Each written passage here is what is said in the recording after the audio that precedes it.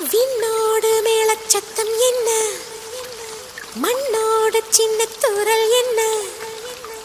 எங்கேதான் சென்றாயோ இப்போது வந்தாயோ, சொல்லாமல் வந்தது போல் இல்லாமல் போவாயோ, தப்பாமல் மீண்டும் சந்திப்பாயோ, நீ வரும்போ